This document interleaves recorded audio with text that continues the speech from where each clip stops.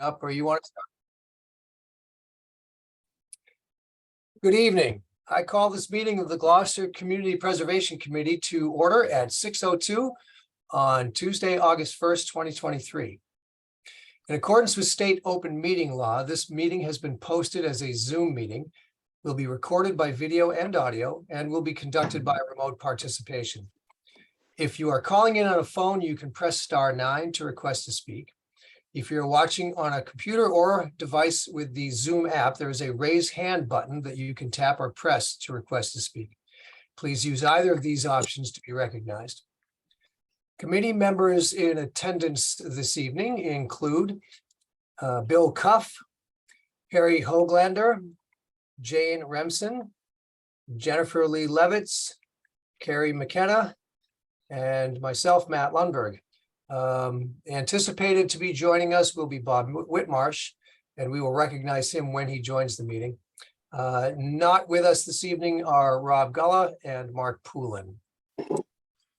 And with that, we will proceed to the first item on our agenda, which is to, we do have one other person in attendance, which is our city auditor, Kenny Costa. First item on the agenda is to review and approve the July 11th meeting minutes. I was not present at that meeting. I have reviewed them, but will refrain on any comments. Committee, any other corrections, comments on the minutes as presented? I did have one correction. Very well done by Zoe, I thought.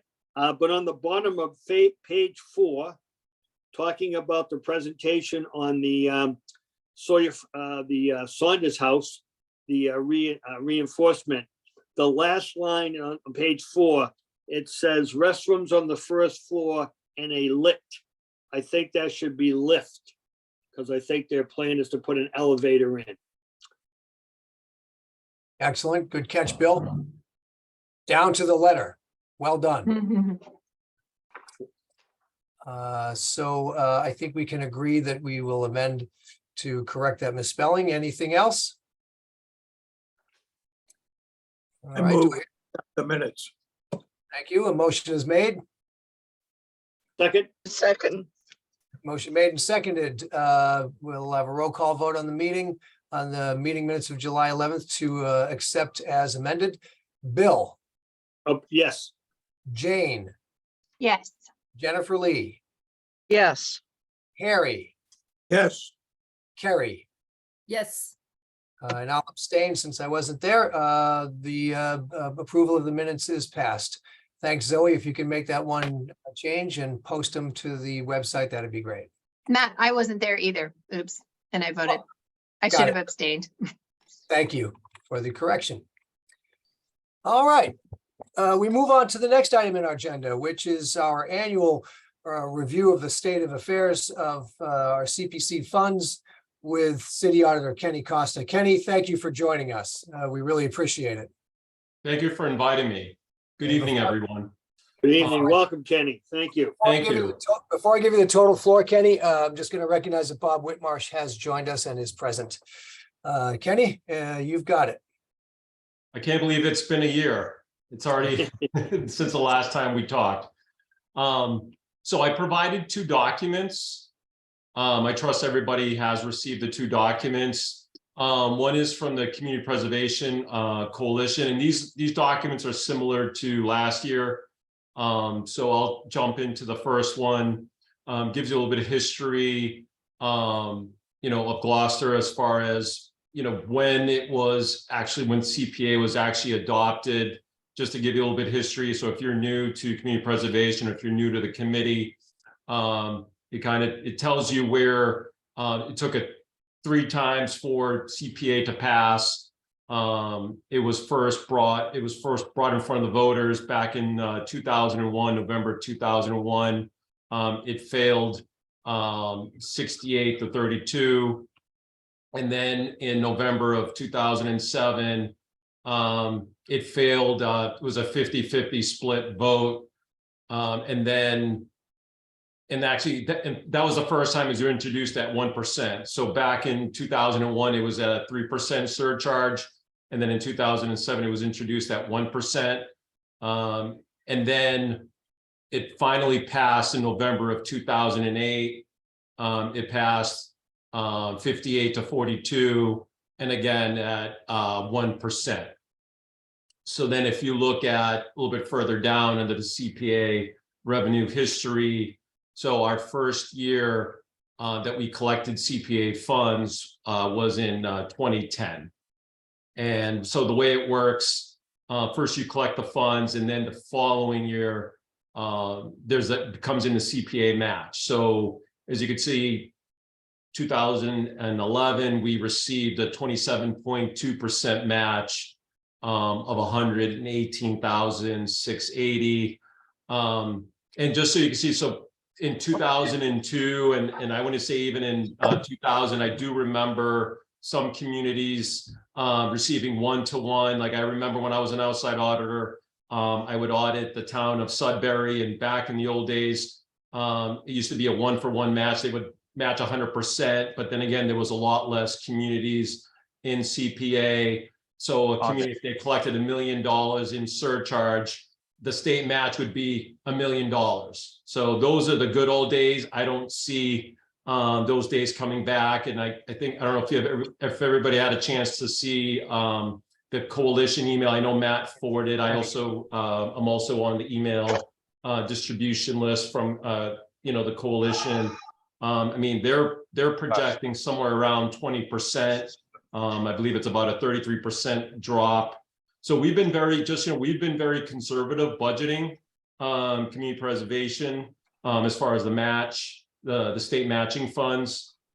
And as you can see, they vary anywhere between 17.2% in 2018 to the highest in 2014, which was 52.23. I mean, there's been some years, obviously, the Registry of Deeds, there's been some strong collections, strong revenues, real estate transactions. And then there've been some years where they haven't been as strong, but the state has included some funding, additional funding through their budget. So I know there's been some years where the state, they'll say, okay, well, we have available funds in our budget. We're going to earmark those funds to help out with the match, with the state match, and to help out local communities.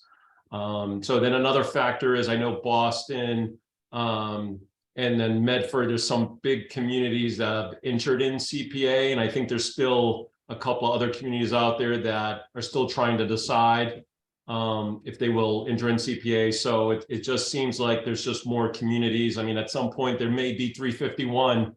All the communities in Massachusetts may participate in CPA. So, something's going to have to improve with either the state will have to kick in additional funds, or that match will just continue to dwindle, continue to go down. And the right approach we've always done is to be conservative with that. So as you can see, from 2010 to current, the local surcharge, we've collected about just shy of 7.7 million. The total state match, 2,284,149. So we're between both. So if you add the local surcharge and the state match, we're just under $10 million that we've collected since inception of community preservation, which is just nice to see. So this is a nice bird's eye view. It's a nice snapshot of CPA, especially somebody who, it's also good somebody who's already been in the community, in the committee, so you can see a little bit of the history and just see how much we've collected in CPA funding. Does anybody have any questions with this document? Looks like Bill I does. think Oh, and Bob too. Go ahead, Bill. You had your hand up first. Kenny, thank you. I just had a couple, just two quick questions. The first column, the local surcharge, that will probably stay the same, correct? Because that's based on tax assessment. So which year are you talking about? You're talking about, so for 2023? Yes. So 2023, and we'll get that into the next financial report. So we haven't officially closed the books yet. I'm anticipating it's going to be probably closer to 800,000 for the local surcharge. So then it really depends on what that percentage is going to be. So that the surcharge is 1% Yep. of the tax. So the local surcharge. So it'll be dependent on, what the transactions at the registry of deeds. So from the email I saw today, I mean, they're estimating 20%, around 20. And just so you know, we estimated actually 17.2%, to be conservative. That's what we estimated. So I'm actually estimating 143,500 for the 24 budget. But that match, that's going to be for next year. So this is just to keep in mind, and this is something that I've always communicated to the committee. I think the first time I talked to the committee might have been 10 years ago. And I remember communicating then saying, being conservative, just because you never know what that state match is going to be.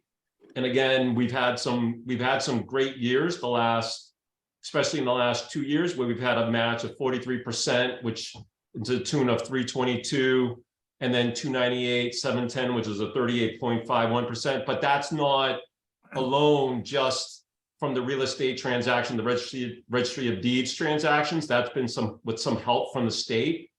So right now, just the information we know, it doesn't sound like the state will help at this point. So we're looking at approximately 143,500 for a state match in 24. That's what we're around it, and that's being conserved. Hopefully more will come in, but that's what we're anticipating. Okay, and I get confused with the years. So the other question I had was, so when you plug in, because the fiscal year just ended, right? June 30th? Correct. Yep. So when you plug in, and let's call it 800,000, it's probably less than that. So Yep. the 800 and the 298, which actually got announced last year, they combine what the annual input would be for 2023. Correct. And then what'll happen is once we have that local surcharge number, and let's just call it, it's $800,000, then the state will come out and they'll say, okay, the state match will be 20%, right? Right. Then that amount will come in fiscal year 24. It will come in this November. That state match. And So that would they'll be say, for next okay, year. you'll receive $160,000 as an Right. example. And we Right. budgeted 143. So that would be great. So we want to be conservative. I mean, if they give us more, if there's if later there's they revise the state match and it's 38%, that's great. If we receive an additional $300,000, but as of right now, it doesn't sound like that's the case based off the information email we received today. Yes. Okay, thank you. Yep. Bob, did you have something? I had something, yes.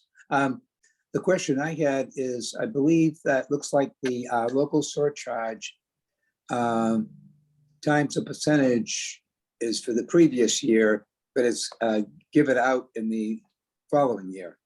Correct. So if you go back to the top, so in fiscal year 2010, that was the first year we collected CPA, the local surcharge.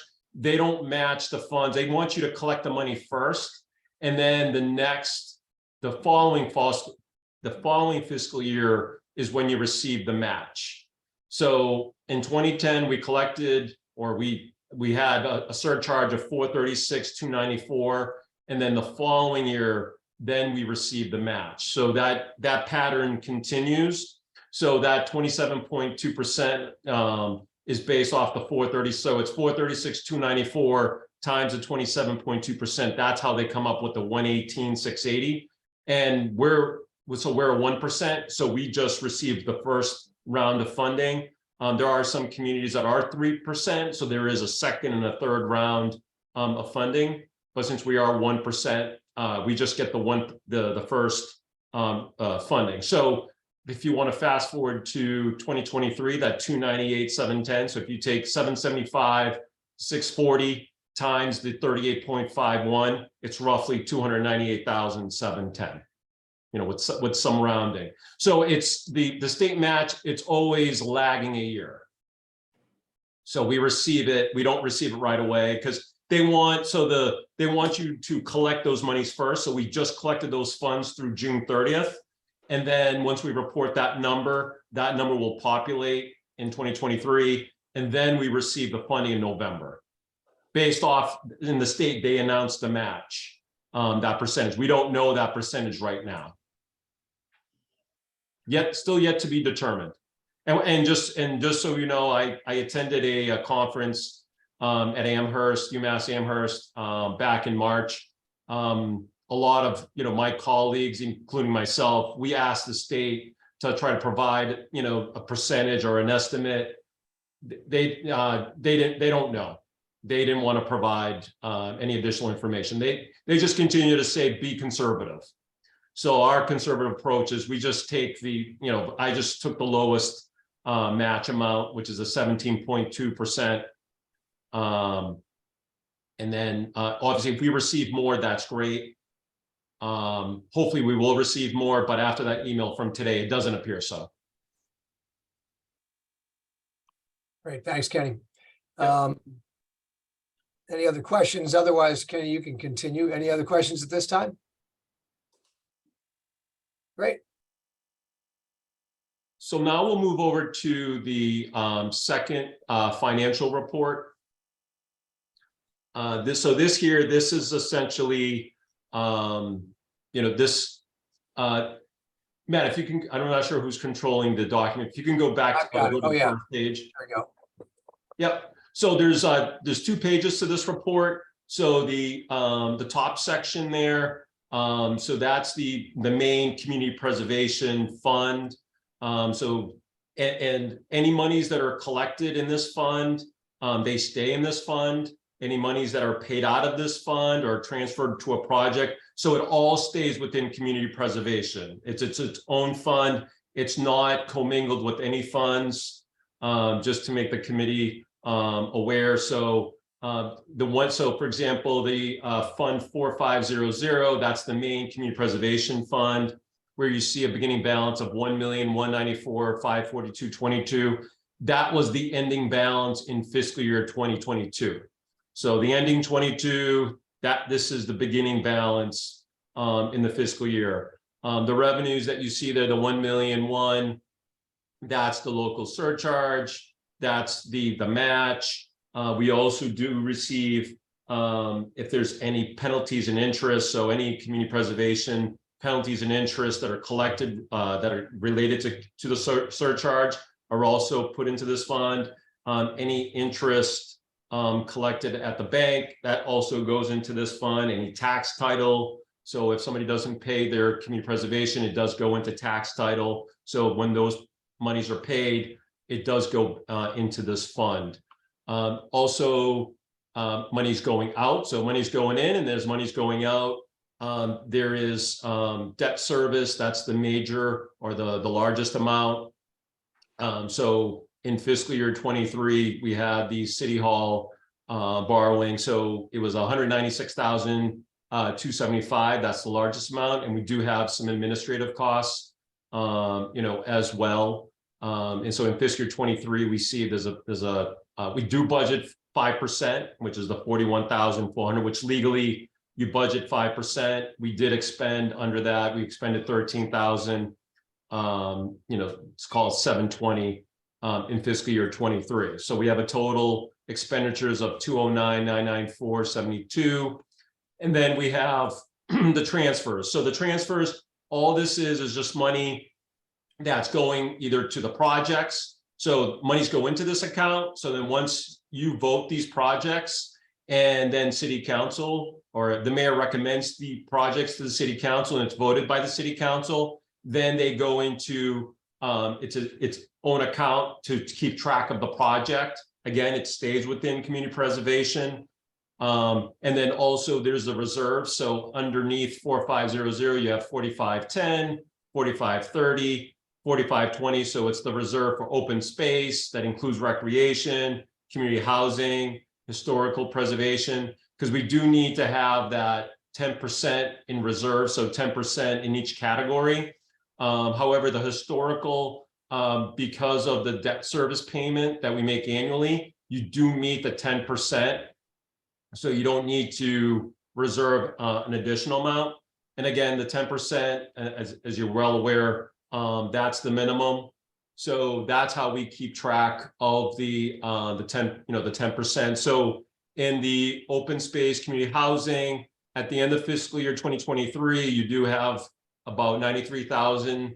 In the open space community housing, 94,000. So I created a new column this year just to kind of try to help the committee out. So I'm projecting what those balances are going to be. Again, we haven't closed the books yet. We do have reconciliation to do. So this is just giving you a projected balance, what I think the balances are going to be. Don't hold me to these balances. These are just estimates. I'm projecting that it will be 114,200 in those two reserve categories. And these reserve categories, they can be appropriate at any time. Because now that we're in the process of closing the books, we do need to submit the balance sheet to DOR. There's a freeze on the main community preservation account until we close the books and submit everything to DOR, and they call it the balance sheet and free cash certification. So the reserves can be appropriate any time. However, the main, the 4500, until we get the blessing from DOR, that's on hold. So I'm projecting 818,972.46 in that fund. There's $800 that is still there from previous years. So we're looking at about $1,048,173.16. I also did deduct the fiscal year, and we typically do that each year. I did deduct the debt service payment for 2024, which was about $201,000. So that's why it is a little bit less. So we're looking at 1.2 million. And then there's a debt service payment in 2024. So that's why it's $1,048,173.16 that I'm projecting at this point. So these are the balances as of right now that I'm projecting. Does anybody have any questions? So I'm hopeful that this new projected available balance is helpful to you as you go through the different projects.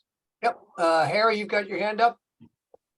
Yes, I do. I just need, I think I understand the general flow here, but the debt service line is confusing to me. Could you just expand a bit on that?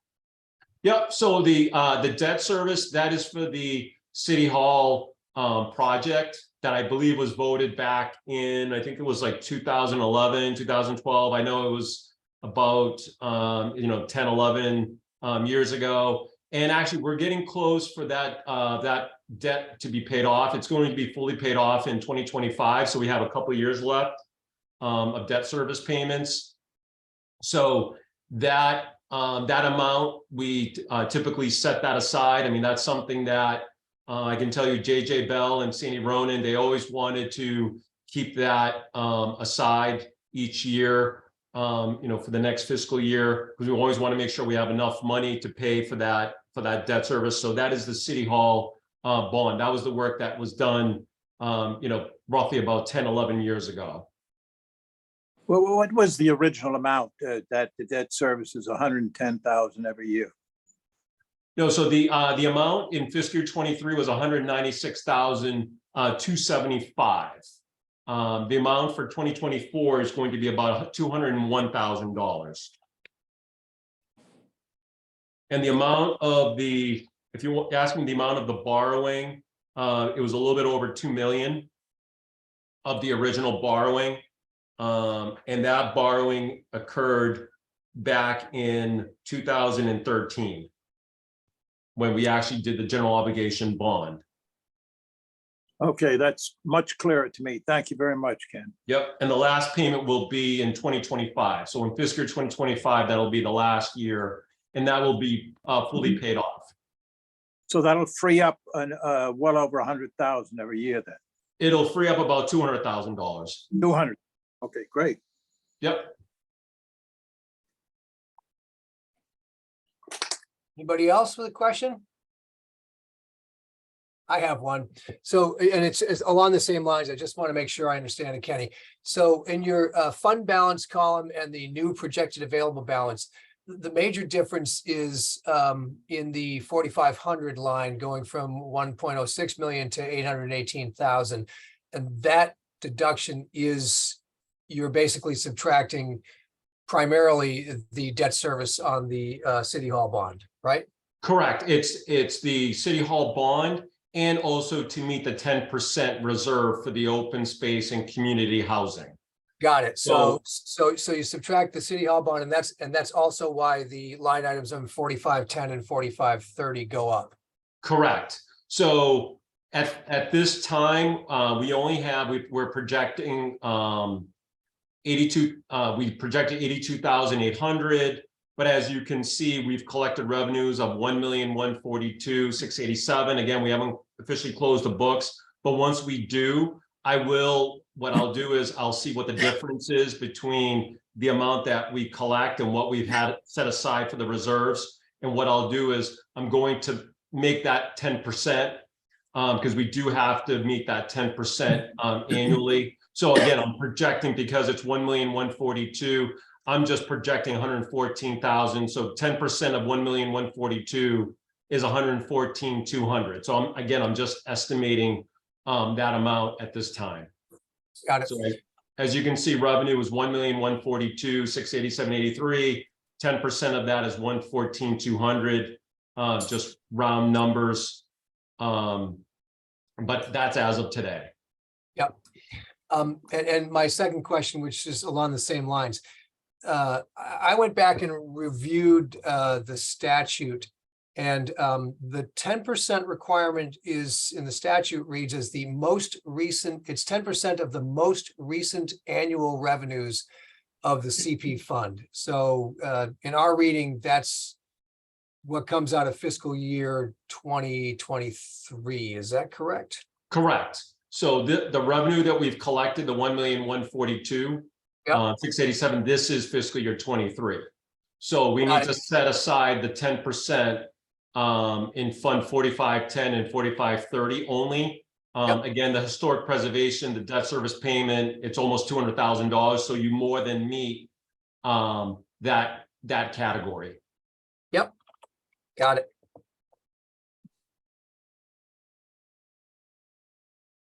Perfect. One more question. So, and Bill, then I'll turn it over to you. Last year when we had this discussion, part of what we discussed as a committee is if we've got, in this case, 1.048 projected balances in our funds. Last year, we did not allocate the entire available projected balance. We kept some in reserve, and this committee typically does keep some in reserve. If I recall, when we had this discussion last year, our projected available balance is quite a bit more than 1.048, because we ended up giving out about $1 million, and I think we still had a couple $100,000 left in reserve. Am I right about that? Yeah, so you had projects of 1,104,000. Your balance last year at this time was more. It was 1.4 million last year, and that right now it's 1,249,000. So you're about $200,000 less than last year, because you did have projects of 1.1 million or 4. So if you're awarding more projects, it's difficult to, and with revenues, the match is decreasing. So the more awards and more appropriations you have, it's difficult to keep up with those demands with that revenue. So, and we did talk about last year about any off-cycle projects as well. So if you do decide to award the entire 1,048,000, then you will not have any monies for any off-cycle projects. That means you've dedicated all your funds at this time. So again, I think to be conservative, and then maybe try to keep, because if there's a project that does come up that you would love to fund, you may not have that flexibility, during the year. And if I recall this year, I don't believe you had any off-cycle projects. I believe all the awards came in all at one time. So it's, again, I don't know if you did have any off-cycle, but if there is any off-cycle projects in the next year, if you do award the entire $1,048,000, then you won't have that flexibility. I'm not saying it's just something that the committee needs. I'm not saying it's wrong or right. I'm just saying that's something that the committee needs to consider. Yep, correct. Bill, you've got your hand up. Yes, thanks, Matt. Kenny, I'm following you pretty much. I get the 114,200. I get that.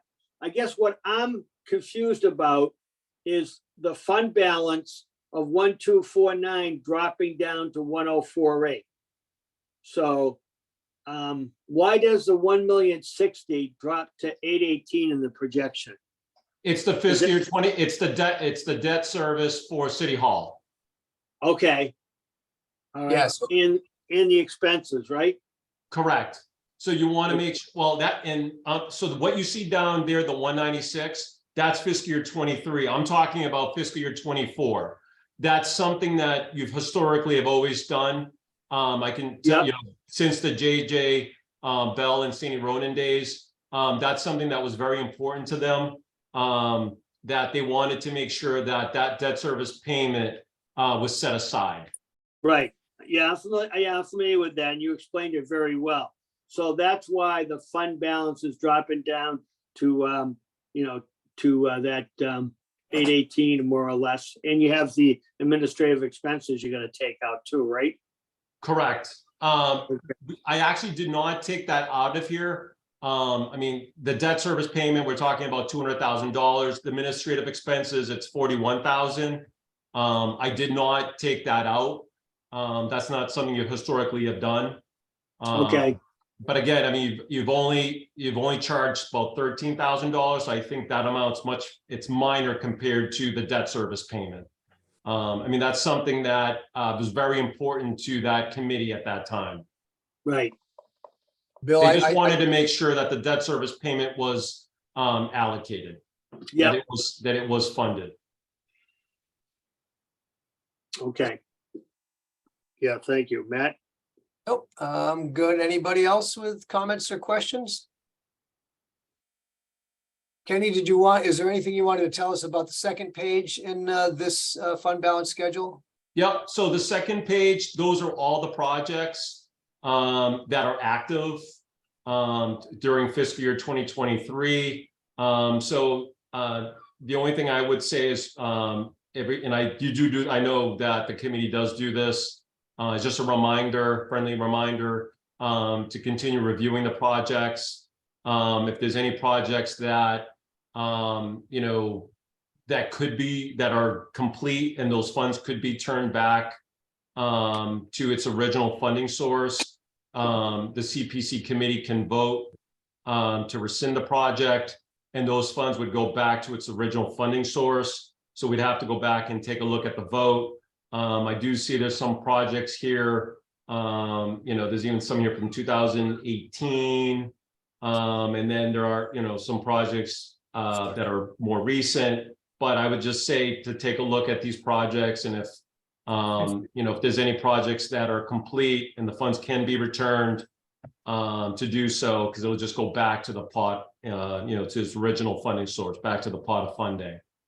But I also wanted to demonstrate, this is how we keep track of the projects as well. So it goes into its own individual fund. So if any funds are not spent, they just get, the beginning balance, then it, for the next year, so that ending balance, then it becomes the beginning balance. And this is how we track each project. It stays within its own fund. Got it. Jane, question? Yes, for Kenny. So I'm the newbie here, or one of them. And so what's the difference between an expense and a transfer? is my first question. And my second question is, so am I to assume from this sheet that, for example, the Fitzhenry House roof project, no money at all has been spent and there's still 120,000 available put aside? That's correct. I'll answer your first question. So expense, that means that's we've processed invoices. We've actually cut checks to the applicant or the organization that's received the award, the funding. So expense means we've actually reimbursed the expenses for that project. Transfers. So for example, I'll just take the first one, the $200,000. That's for action for tenant mortgage assistance, for rent assistance. So the 200,000, that's the money going into that fund. So that's a transfer from up top. So from the top, so from the first page, I believe that actually came from the community preservation, the main fund account. So all that's just showing is and the transfers, they do net. So that's just showing the money going in. So each vote of the committee, each vote of the city council, it identifies the funding source, whether it's a reserve or just the main account. And that's just the funding source, just showing the 200,000 going in. And that's what was voted by the committee. Yeah. So it's just being, transparent. So the last column just shows the remaining fund balance amount. And yes, your second or third question, the 120,000, it's in Fund 5810, the Fitzhenry House roof project. Yep, $120,000. If there's no activity, that means nothing, no monies have been spent. So there's still $120,000 available. Again, this is as of June 30th. I don't recall seeing anything in the last month, so I believe there's still 120,000 still available for that project. If I could just jump on that a little bit too, Jane, when I read this, if you look at all the 2023 projects, most of those have nothing in revenue, nothing expense, and a big number in transfer, because we just approved those last January, February. And so the balance transfer is made once they signed their agreements. Some of them have spent some money, but most of them have spent nothing yet. So that's why that. Kenny's example of action is an unusual one because we use that same account each year. So action, we've given money to each year for several years in a row. So that's an unusual one where we have an expense Okay. and a transfer and a beginning balance all in the same project. Mhm, That got makes it. sense? So it's harder to see. Yeah, it's harder to tease out. Sure. Yeah. Go ahead, Kenny. I was just going to say, I think there's only like 2 accounts that I know that we've used the same account. I know Action Inc. for the tenant, and I want to say that I believe it was the hockey rink that we use the same account. For the most part, I would say 9 times out of 10, we typically always create a new fund. We try to use the same account just to avoid any confusion, when especially with the reporting.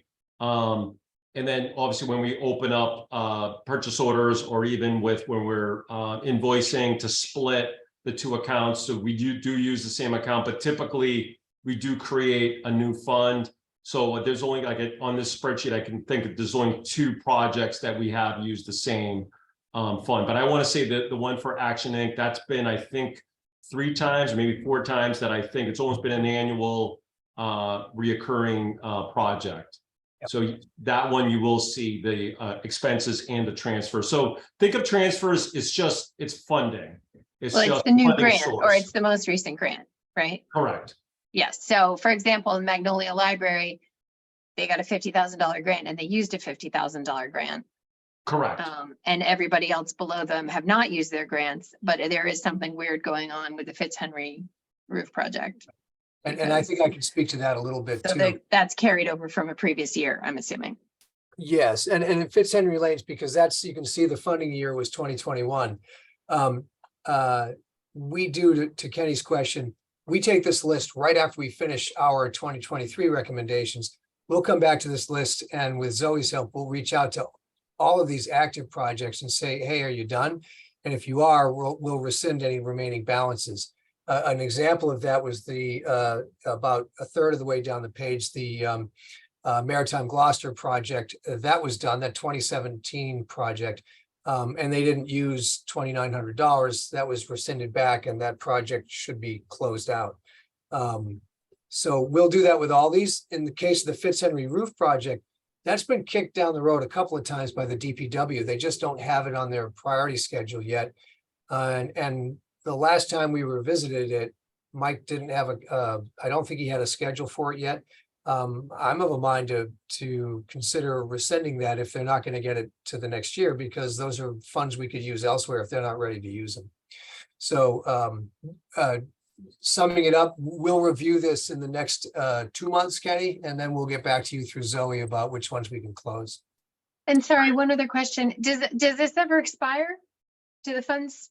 Yes, each of these projects is governed by an agreement that once the city council approves, we put those in place, that Zoe does the heavy lifting on those. And we typically, for ones that we approved last winter, in early 2023, those usually have an expiration date on the agreement of December 31st, 2024. And if they get to the end of that time and they haven't spent it yet, we can choose to grant them an extension or not. And we've done that as a committee several times. Thank So you. yeah, Got they it. can. Yep. Bill, you've got your hand raised, and I believe somebody else does too. No, just you. Yeah, Right. Kenny, the last sheet you just went over, at the very bottom, you have some numbers, 2,681 million Yep. and 2.9. What do those numbers represent? Yeah, so that's just the total of, so I also have additional state, those are more for myself. I also have additional state reporting that I have to do with DOR in their gateway system. So that's just for me, because I like to tie out the total amount in CPA. So if you take the top number there, the 1.2 million, and then the 1.6, at this time it's 2.9. But I already have this. I use this, I do use this report for reporting with DOR. So it helps me reconcile to the report. So I do have a report. I have 2 reports that I do file with DOR. It's a helpful tool for me just to make sure that I do reconcile to the report, that I've captured everything. Okay, thank you. Yep. I'm going to take that answer as I'm just going to ignore those 2 numbers at the bottom, Kenny. Is Yes, that- you can ignore those numbers. That's more for me because it's important for reporting on my part with DOR. Anybody else? Kenny, I got one more question for you. I'm going to go back to the first page of this. So as a committee, as we launch into our next phase, which we're going to begin right after we release you here, we need to decide amongst the $1.6 million of application requests that we've got in front of us this year, how much we are going to give to those projects, and the how much can be no greater than 1.048 million in the new projected available balance, but responsibly should be somewhat less than that, to leave us a little bit of a reserve in case we have an off-cycle request between now and next year. Is that a fair statement? That's correct. Yep. And also keep in mind, because you do also want to leave some monies for next year, because it sounds like to me the request or the amount of the requests, it's going up, not down. And it sounds as of right now, unless it changes, I think that state match that you did see for 38%, it could be 20%. So Right. that could mean another, it could be $100,000 or $150,000 of a difference in state matching funds from 23 to 24. Right. so So the number that we will likely be looking at is the local surcharge from 23 is probably going to be around 800, just to rough it. Yep. And the state match, which will be down here for 2024, is likely going to be 160 or somewhere around there, and we budgeted even less than that. Correct. Yeah. Got it. So that's just something to think about, that next year it could be less. So I just, just so for next year, when you see these numbers, because I can already see these numbers are already less from last year. So I think, and again, I'm sure all the projects are all worthy. It's also important that they're all shovel ready. So that way so then these projects or the amounts are, that maybe could wait a year. But that's up for the committee to decide. But yeah, I'm looking at, as you mentioned, $1,048,000. And then things to consider are one, any off-cycle projects, and then two, funding down the road, funding for next year, and things to consider. Got it. All right. Anybody else, anything? No, this Okay. is very good, Kenny. Thank you. You're welcome. I Yep, was going to thank say, you for your time. good luck going through your, your process and your, projects. And, I'll see you guys again soon. Great. Thanks, Kenny. Much appreciated. You're welcome. Take care. Thank All you, right. Kenny. Okay, folks, that was item 2 on our agenda. Always informative. Item 3, we are now moving to the next phase of our process and trying to make decisions on what we recommend to the city council, which we will slot for doing sometime in September. The first phase of this is to make sure that we're all on the same page with a decision-making process by which we do this. I shared with you the spreadsheet that we work from that's similar to last year's. And I just wanted to review that now to make sure that it all makes sense to all of us. So I'm going to share my screen again, if you'll bear with me. And let's see. There we go. Okay, you should be able to see that now, yes? Yes. Okay, so this is the spreadsheet that I've got here. It lists on the left side here. Let me see if you can see everything here. Probably not quite. I don't know how much of this you can see. Hold on one second.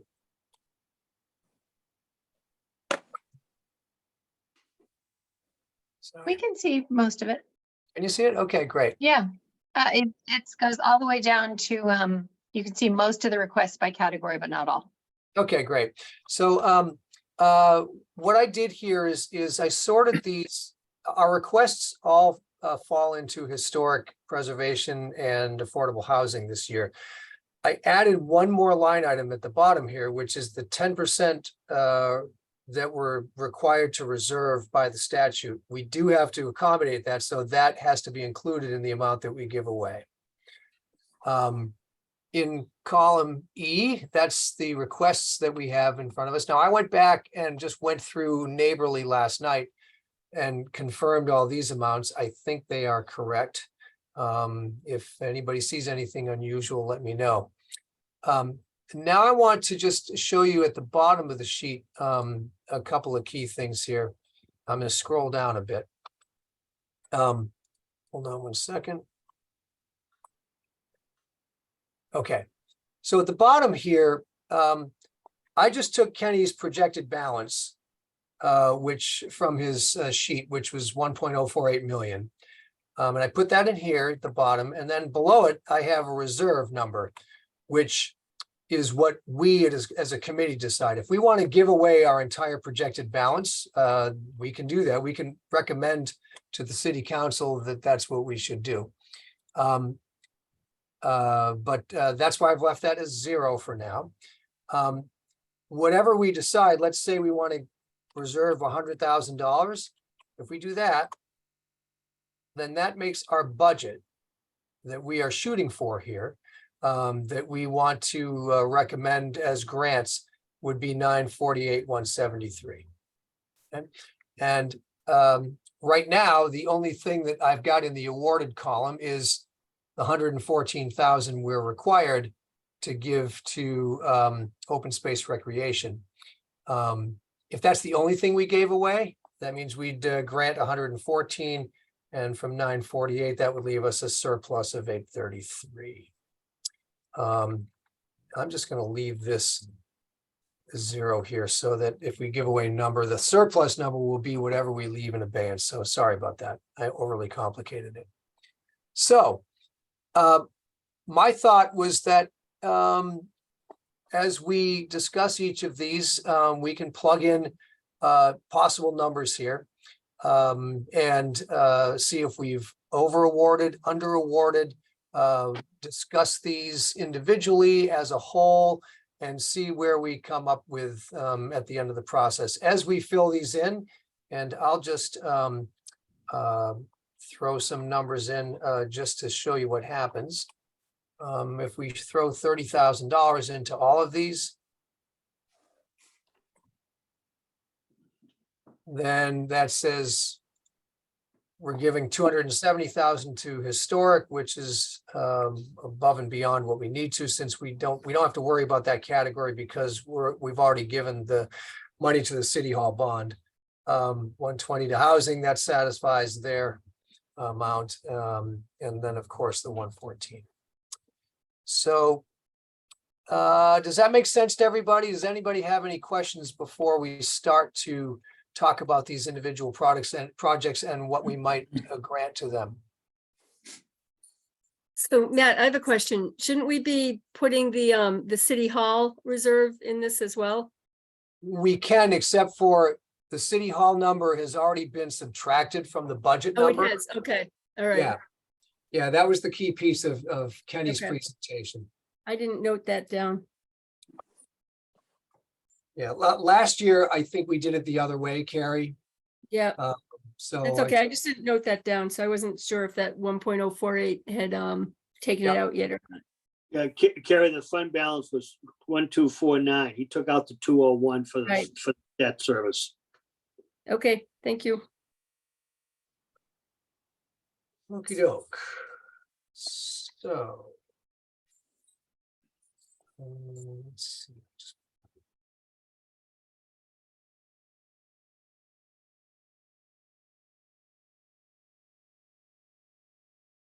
Okay, so if there's no other questions, and we can certainly entertain more questions as we go through this, I would suggest. Have Matt, my I hand- do it- I Oh, did sorry, have Harry, one I question. wasn't looking up. Yeah. Go ahead, Harry. I want to clarify something in my mind, which I think we've covered already, that there are certain minimums that are requirements, and in the historic preservation, as I understood Kenny's presentation and your remarks on that, the money that goes to the debt service already satisfies that. So we don't have to even consider giving anything to historic preservation. I mean, in an absent reasonableness here, but that is my logic correct in that, or my under? Your logic and understanding is correct. Okay, thank you. Bill, My question is, should we have a discussion before we get into allocations about the eligibility of Sergeant House? yes, we can. I was going to just go down project by project, and we can discuss that when we get to it. That's fine.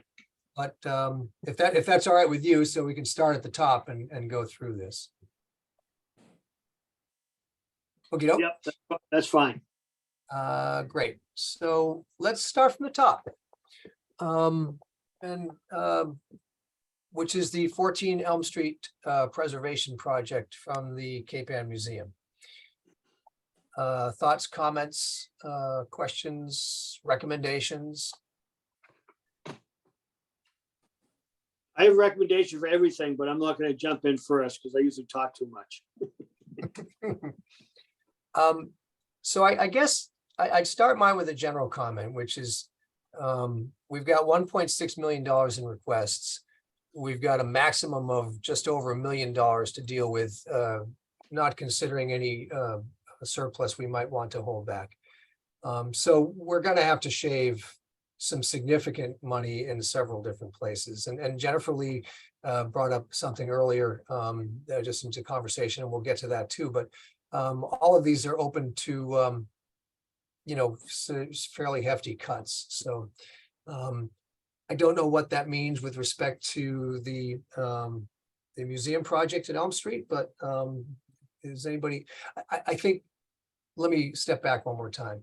After our previous conversations and all of our presentations, I think these are all, I think we'd all agree, these are all worthy projects. I don't think any of these have significant problems with them, with the possible exception of the paint on the Sargent House, which we'll get to. With that said, again, Carrie. So I guess I'm looking at the KPM Museum as though they're looking for $200,000+. We do fund them. We fund them so many times over the years. I feel that we can cut here. They're going to get the funding one way or the other, no matter what we give them. I do think we need to give them something because I think it's important for us to support who they are and what they do. But I think this is an area where we can certainly slice out maybe even 50% of it. And that's just a random number. But I mean, I would like to see this cut down somewhat, because I do think that we've given a lot to them. I think they're asking for a lot. And I also know that she even said that to us on the walk, that if it's going to be more than this, they're not worried about it because they're always fundraising. They're always getting money in. So I know they're going to get the funds. I do think we should support them, but I don't think we have to support them at $200,000 level this year, given that we have so much else to be dealing with. Thank you. Well said. Harry, is your hand up again, or is it still up from before? I think it's still up from before, but I do have a comment. I try to go through with an exercise to just summarily cut everything over, every request over $75,000 by 30% to see if we could balance this thing. And my numbers didn't work out, but in my experience in government anyway, sometimes they just come down with a patented number, and then you have to adjust from that patented 30% or 20% or 10% across the board, which balances things out. But there are certainly examples of extreme need or maybe excessive need. So I don't know if anybody wants to even think about that. That's That's a thought. a fair point. And it's kind of what, if I recall last year, we just plugged in $50,000 in a whole bunch of projects and then kind of worked up from there, I think. So that's reasonable, I think. Hey, Matt, if I can jump in, I look at this as two projects, really. Because we get two requests, and I'm jumping down to the item number 2 of 36,000 on the Babson Ailing House. So KPN is really looking for two things. Right. So number one, I think we can cut, if we're going to give money in item number 2, we can cut significantly in item number 1. Makes sense. Jennifer Lee's got her hand up. Go ahead. I agree with that. I would like to see the Babson Ailing House get that amount. And I like the idea that we would be funding 50% of it. Yeah. And then I would take off 100 from the other one and get closer to 3% or less. And out of 4 million, I guess I was clear. So I'd rather give the full amount to the second one and way less to the first one. Right. And that second one is a continuation and an additional funding request from the project they already started. It's Right. more than they thought.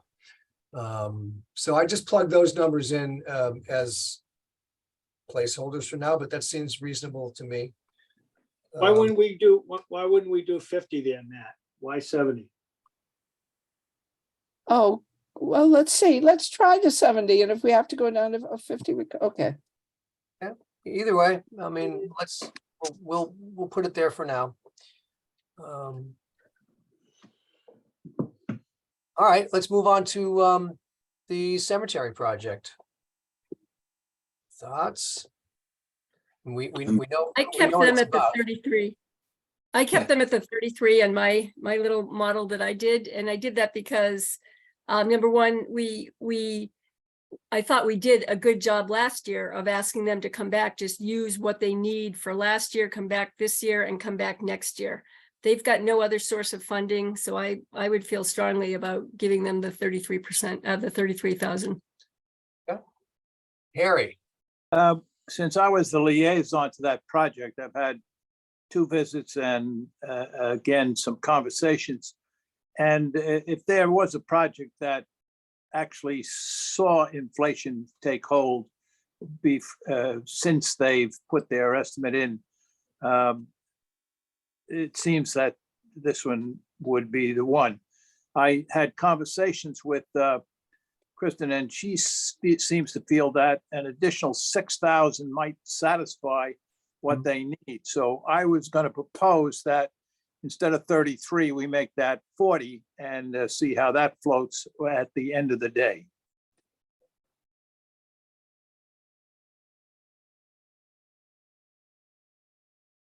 I I would mean, be I would be opposed. in favor of that. I don't think we need to be adding funds when we're so tight with everything else.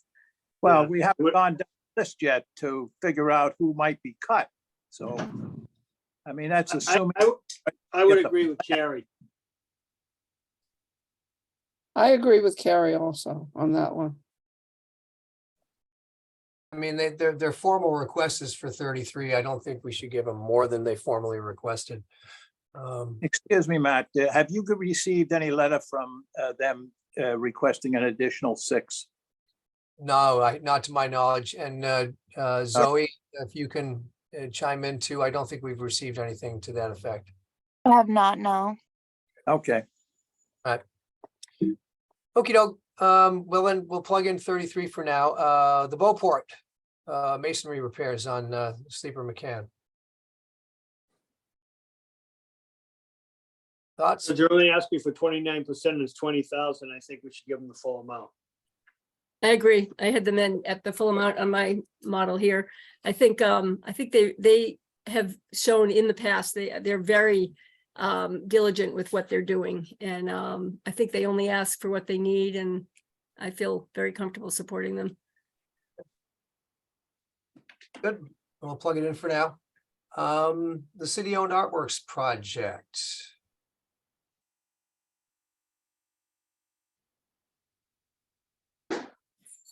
I'll go again. I mean, That's a tough one. 100,000. Thank you, I- Carrie. I would fully go the 150. I think this is great, but just in an effort to be cutting where necessary, I think 100 will get them started. And this is certainly one that after we go through here, we seem to be in good shape and have more money, then this would be one that I would hope that we could increase. So Well, like I said, I put it in at 100,000, down from 150. Done for this straw man. I would disagree with that amount. Go ahead. A couple things is, number one, maybe it's just me. I just don't think they have their total act together. They seem a little bit disorganized, and they have a very massive project.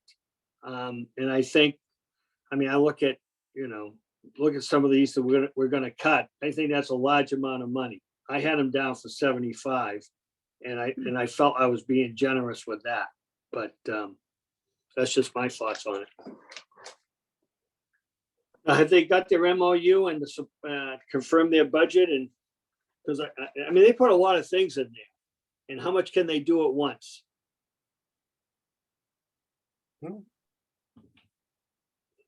I would agree that an amount of money that would do a whole area would be terrific.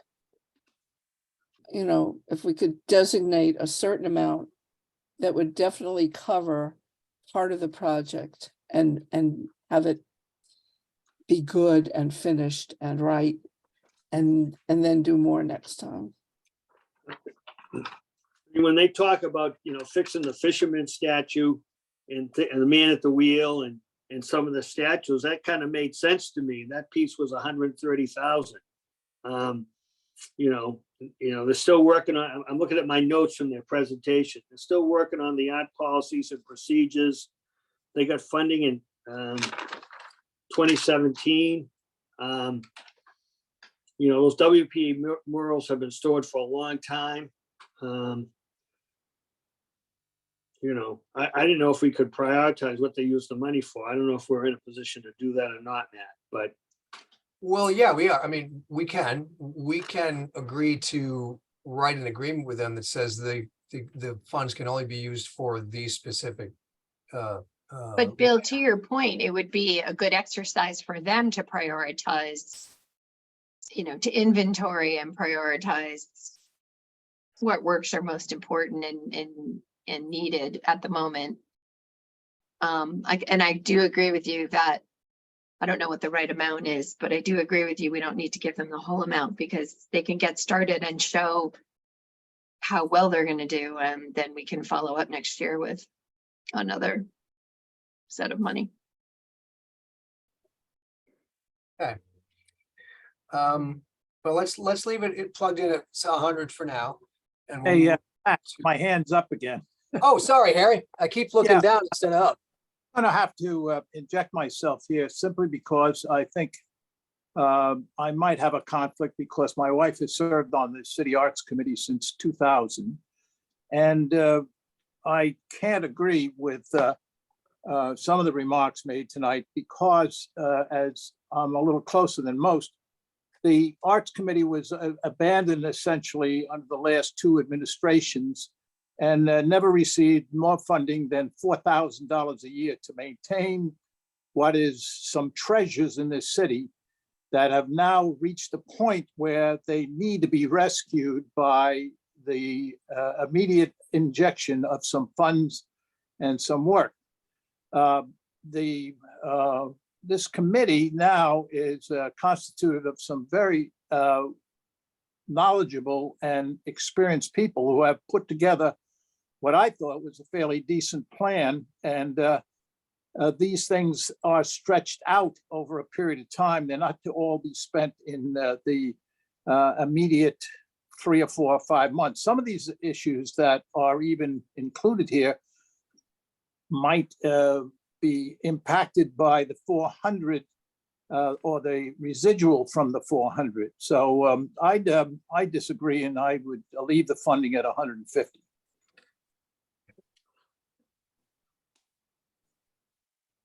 I'm going to leave it at 70 or at 100 just for modeling purposes, but your comments are noted, Harry. Hey, Harry, what do you mean by residual from the 400? They're gonna get money from the 400? No, I say the residual of some of the aspects of what was supposed to be done by the 400 won't be done. Oh. Okay, All right. so they were supposed to get money from the 400, but they didn't get the money. Well, no, I don't think they were ever, I don't think they were supposed to get money. I think the 400 was supposed to do some things that will not be done. And it'll fall even more upon the Committee for the Arts, because it is city, these are city projects that can only be done by city money or by CPC money. So Harry, are you saying that you think that this 150 is low?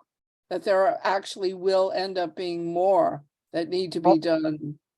I'm sure as I think part of this was a survey to determine what the needs of some of the artifacts in the city are. This wasn't all for direct repair. If I remember, I think there was 2 surveys that one is pending now, and there was one that was done in 2017. I don't have my notes right in front of me now, but those surveys of the various artifacts, particularly some of the murals that are now stored under the stage, will have to be examined, and they will give an estimate of what that would be. So some of these, the monies here aren't all for direct, as I understand it, aren't for direct repair and restoration of these projects, but surveys to determine by experts what is necessary and how much that expense might be. I again point out that no money has been spent on this for maybe 15 years at the best. Thank you. Okay. And just one other comment is that I'm looking at my notes, and if I have my notes correctly, which I always don't. I think they did mention this was a 2-year project. Is a 2-year project moving forward, Harry? I can't speak to that. I don't know. I would think it probably would be because these examinations of some of these artifacts, they have to bring people into town to view them, or they send them off. And I don't think they'd even have an answer for these things because they can't, they couldn't pay for these anyway until they can't lay out any money earlier until they get the CPC funds in next May or so. And that would, again, it would, I think, would end up being a 2-year project. Yes. I mean, that's my supposition. I don't I want to think speak. they had said April 24 through December 25 is what they were Yeah. looking at. But they couldn't do any of the scheduling for the RFPs until they actually had the money next April. That's right. So, I mean, that, and without that money, that would get postponed anyway. So, All right. Moving along to Hammond Castle, Sure. any thoughts? I put them in at 75. Again, mostly because we've given them so much over the years, and I just feel there's so many valuable projects this year. Just trying to see where we can cut and come up with the first go at. What are their other sources of funding? I don't have it in front of me. Fundraising Yeah. and There's- grants. They apply for grants every year, different Mhm. historic grants. Yep, the only other thing, and I think they're gonna have to push back their timeline. They told us during their presentation that their work was gonna begin in 2023 with a completion date of January 24. And then when I brought up the statement that the money would not be available until March of 24, I think they said that they would push it off to receive the money, which if you're trying to protect the exterior of the castle, how can you go through another winter? It's just a thought I guess we should make sure about that timeline. I thought that they had changed that. I don't know, Zoe, if you would have that, but I Did thought they that, change it? I thought that they had. Yeah, she My- went in and changed it. She Yeah. did. Okay, great. Thank you.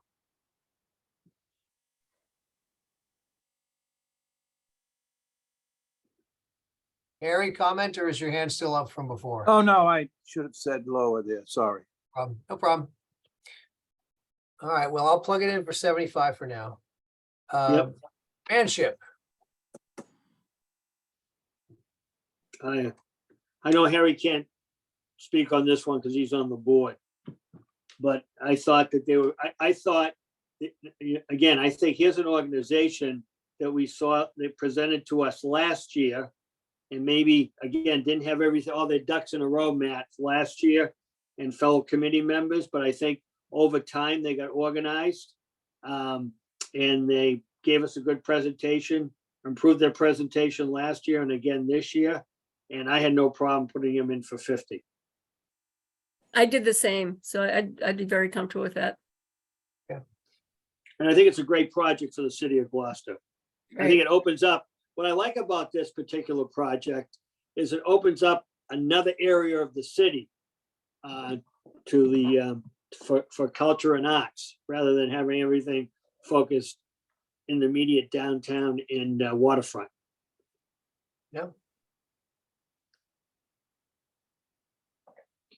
I'll plug it in. Okay, Sergeant House. As Bill mentioned, and I'll summarize, we do have a very clear opinion from the CP Coalition that simply painting an historic structure does not count as historic preservation or restoration. It categorized as a maintenance project. And as such is not eligible for CPC funding. So I think when we judge this as eligible, based on that information earlier this year, we were incorrect in that. This would be eligible if it was for restoration, if there was structurally damaged pieces of that house. But they presented it pretty much as a straight painting project. And I watched the presentation last night because I couldn't attend, and it pretty much sounds like a painting project. It doesn't sound like there's any structural rot beyond some possible clapboards that need to be replaced, but that's a typical painting project. So that's the issue that Bill raised, and how does everybody else feel about that? Comments? And Wow, Terry, I mean, know how you did, were- how did this come to light? I mean, I guess I feel like we've gone down the road pretty far with them to not have given them the heads up on this before now. I Right. would, So I feel badly about that. Yeah, I was just gonna mention, Carrie, how you're the liaison for this, and they have no idea. It came to light following the last meeting because the thought was, again, I thought it was restoration, but it sounded more like maintenance. And what Zoe did was follow up and get an opinion from the coalition. The Community Preservation Coalition, and she actually asked them to review the application for us to see if it was if we could view this as restoration or painting, but it sounds like painting, and we haven't communicated that to them. Right. You're right. And I tried to, in the last meeting, I tried to raise the fact, whether it was restoration or painting, but it sounds like it's painting, which is defined as Oh. maintenance, So, which is Well, not. It is which what it not is, allowed. but yeah, Right. I mean, it- it is what it is. I will reach out to them and explain it. I mean, if I just feel bad that, they even changed their paint schedule because we said we told them that they would need to do that if, because originally they were going to be painting this spring, but they weren't going to get the funds until next year, so they put it off the year. But this, yeah. To me, this is not so black and white in my opinion. You take a screwdriver and stick it through a clapboard and it goes straight through, then that changes from maintenance to restoration. So maybe there's a needle we can thread here. And perhaps what we can do is reach back out to them, Carrie, and say, do a more thorough examination of that side of the building. And if there are any structural issues with it that you're going to need to address, then we can do it. But if it's just a straight painting job with nothing significant, then it is problematic. Harry, you got your hand raised.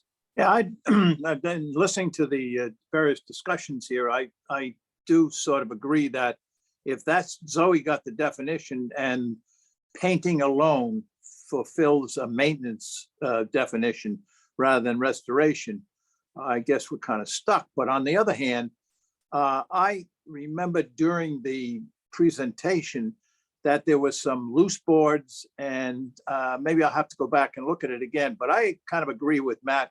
I mean, we're not going to break the bank with an $8,000 or whatever it's going to take. I think we should try to play at least an arbiter of some sort to try to see if we can adjust that, maybe ask them to thoroughly re-examine to see how much, if there is any rot or if there is any other things, then by doing so, if they come back and say, no, it's just strictly painting, then I think we'll be justified.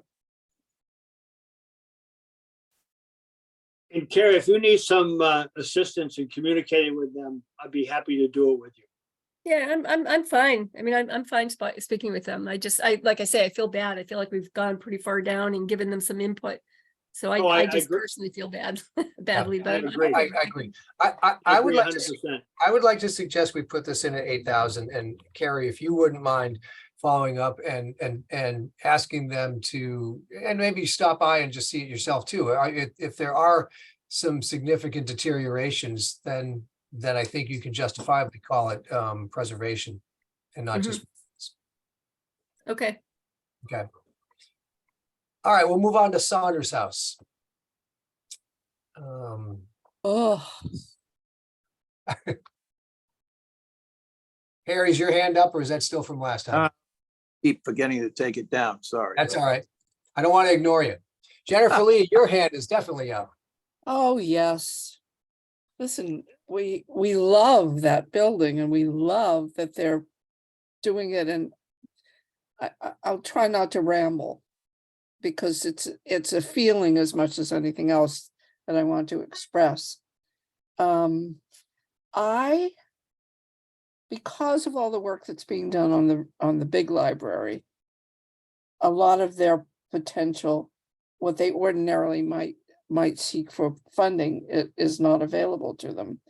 At the same time, I questioned them about seeking alternative or interesting or other kinds of ways of paying for what they need, for instance, in kind.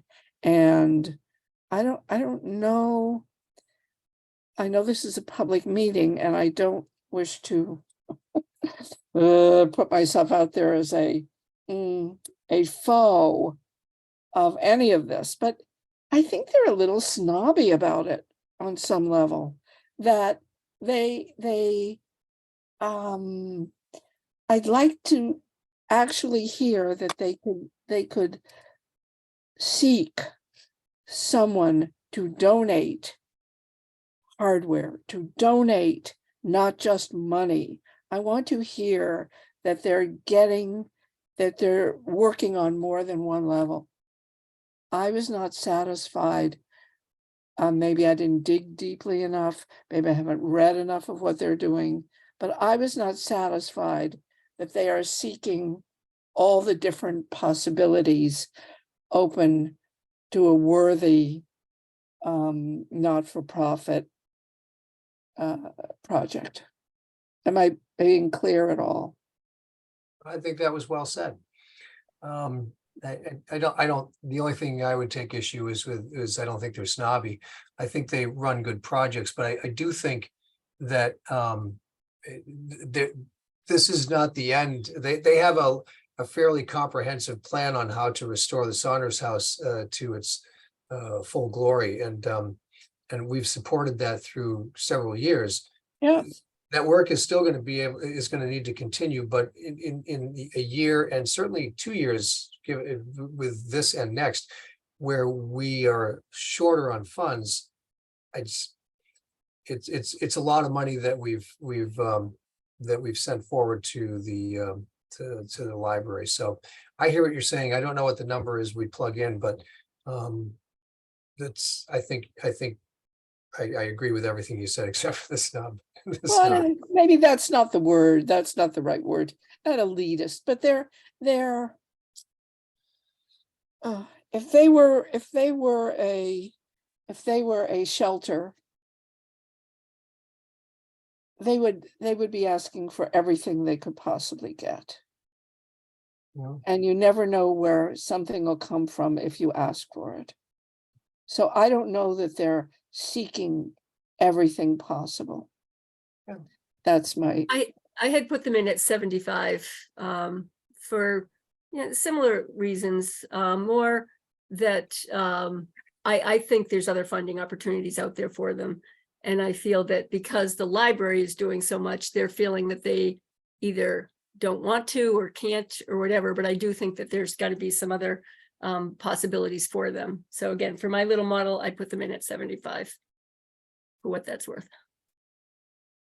Bill, your hand's raised. Yes, I cannot vote on this, but I can share some information with you. And I agree with much of what has been said. I don't think they should get the 125. So 75 may be a good number, Carrie, as you suggested. Two things and I can't vote on this for two reasons. Number one, I'm a corporator of the library, and number two, I'm involved in fundraising for the big library. So the big library is getting money through a loan order from the city, which basically means that all the fundraising for the library has to pay the city back. And part of the requirements of that loan that the city got is that the library itself can only do a certain amount of fundraising on an annual basis. There's a limit to it. And I think whoever said that causes the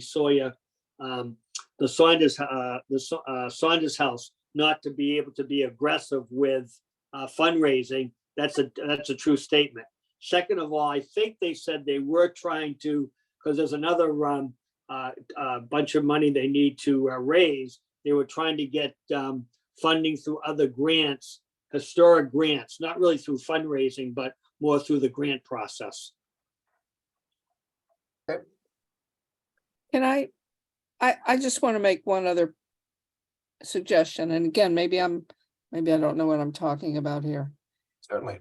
For instance, part of this money is to put in the handicap restrooms. Could they go to a fixture company and get the fixtures donated? Could they get the pipes donated? Could they do some things like that? Get the materials donated? Are they doing anything like that? That's where my question is leading. That kind of question. I'm just gonna put in a little plug for them because I didn't hear, Jennifer Lee, what you heard. I was on the tour. I don't know anything about other sources of funding for them. I do know that they did mention that the big library, is the full focus right now. So they're probably not doing as well with fundraising. And cutting their request in half seems drastic because everything they're trying, this is just like a tiny baby step in everything that they have to do to bring the building up to code. And we're looking to cut, like a third of funding from $1 million, whatever it was, $1.6 million to $1.048 million. So I'm not making a very good case for it, but I would be happier with 100,000 to them. Well, we still have to go back and finish it at the end. We're Yeah. about to get a big chunk back. Okay.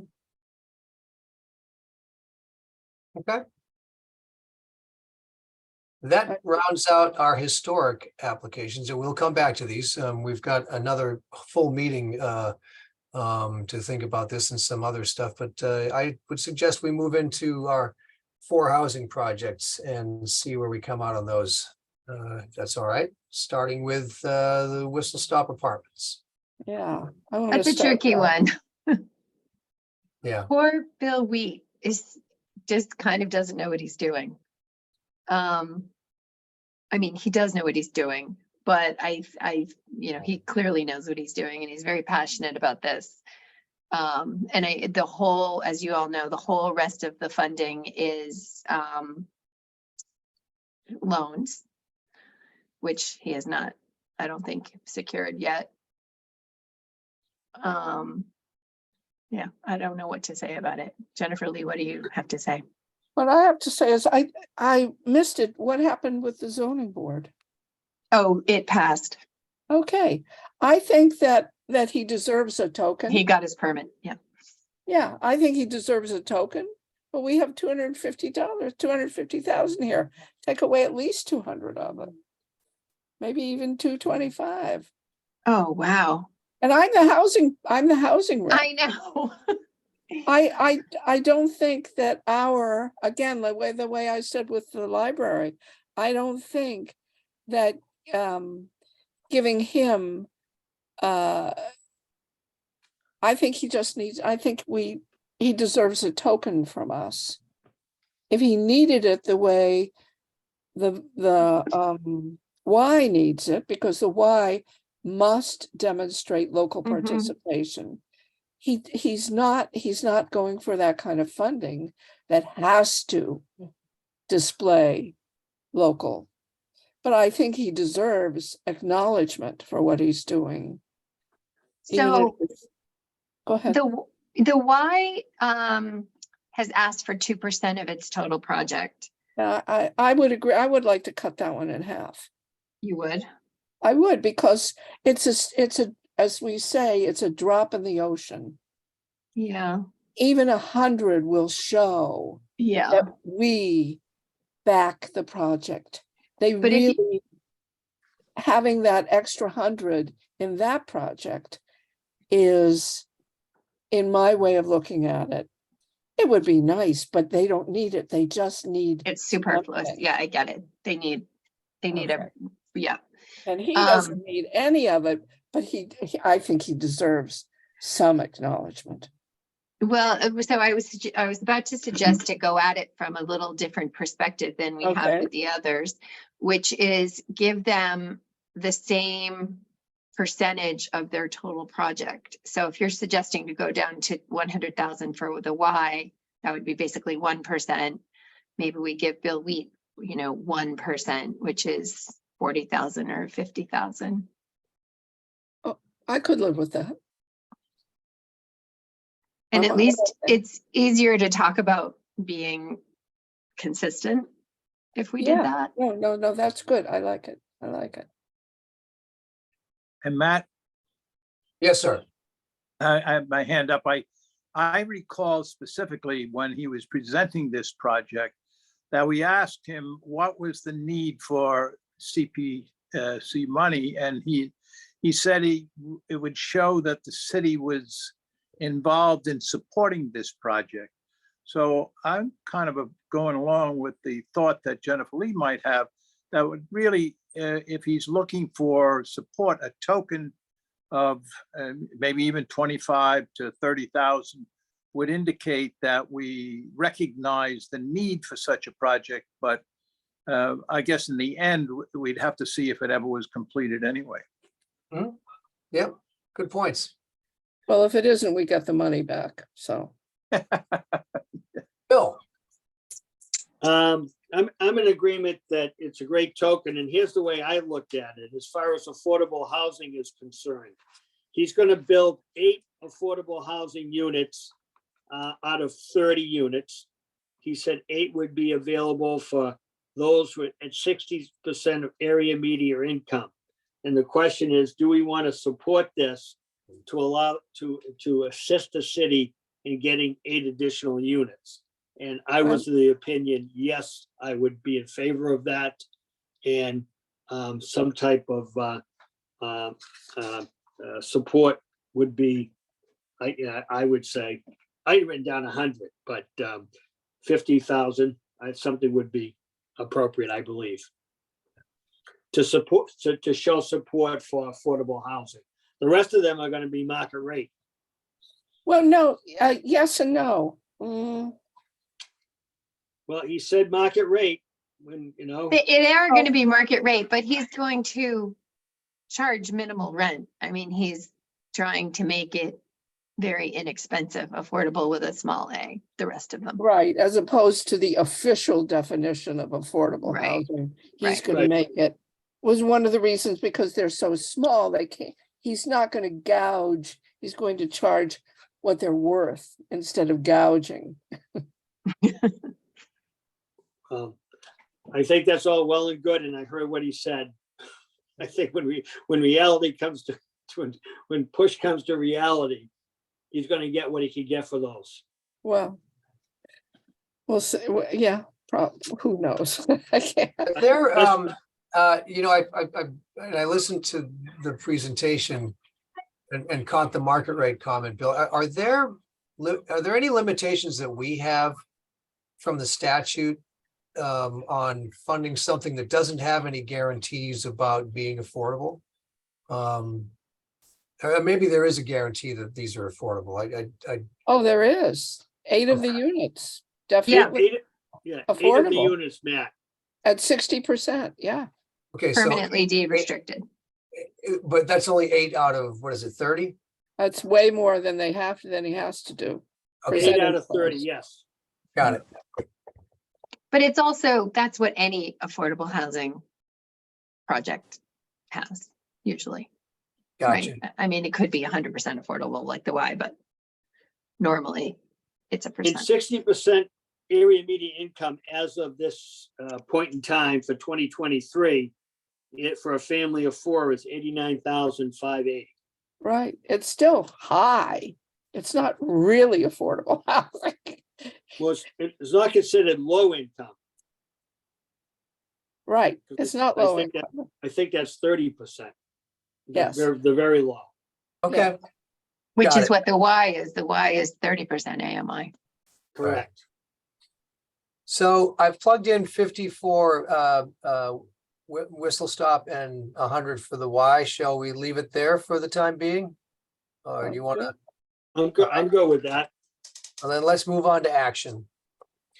We all know we funded action at 200 for 3 years in a row? No, 100, 200 and 200 over the last 3 years. And if I mean, I still recall when they first came and we had a discussion, I remember Jennifer Lee taking, these people do great work. They should ask for more, and we encouraged them to the previous year. Maybe it's time to reverse that. They did say in their presentation that this is my read, that they had acquired quite a bit more of other sources of funding which had dried up in the previous years. So my thought on this was 100 as opposed to 200, but what does everybody else think? I think you have to reduce it at least by a third, and 100 sounds great. I'd really rather give more money to Maplewood Ave and I don't know, I can't remember who else, but then Action Inc., which has a lot of other sources of funding. And Jennifer Lee, I agree that it should come down. I'm not sure how much, but certainly down. And I could live with 100 if that's what everyone else wants. The only thing I was had the thinking minute. about action, go ahead, Kerry. There you go, Bill, you go. The only thing I was thinking of Action Inc., and I didn't really cut them. And the reason why I didn't, and maybe I don't understand it completely, I remember asking, it seems like they serve a portion of the market that I don't think is served in any other category that we do. And this is, temporary rental assistance to families who are upon hard times. So I think it's a very unique opportunity for us to support affordable housing, unlike the building of apartments. So that's the only thought I had regarding this. I agree with Bill. I think they do such great work, and I think that, in a perfect world, absolutely give them the 200,000. I had put them in at 150 just because I felt everything had to be cut down here. I would be fine giving them the 200, but I certainly understand bringing them down. But I would just go to 150. I think the work they do is tremendous, and I do think, yes, they get a lot of funding from other places, but they use it all up. They know where to put it and how to help people. I would prefer the 150 to the 100, frankly. I agree with that. I'm happy to agree with that too. So I have my hand up again, Matt, Harry here. After listening to all this, I do feel that the argument that was made, particularly since we're sort of cutting everybody, I kind of agree with Bill that they do serve a certain function and a certain area that no one else seems to do. But I think they have to also bite a bullet here as well. So if 150 is the consensus of the group, I would agree with that.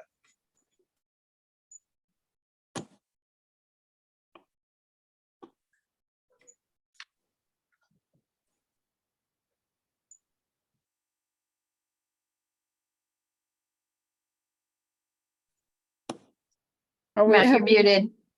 Have we moved on yet? Man, are you muted?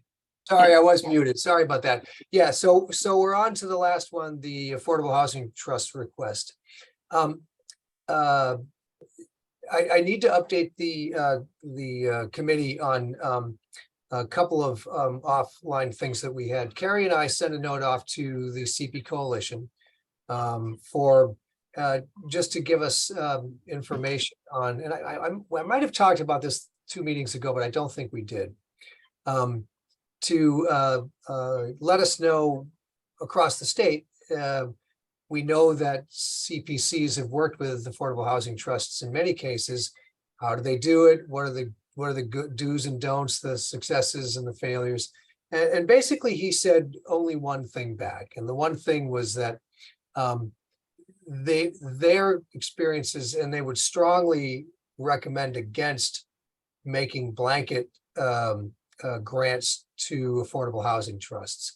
And the problem is twofold. One is that if you do, the AHT is not bound by any particular case that says they have to review to make sure that CPA money is used in accordance with CPA housing requirements as laid out in the statute.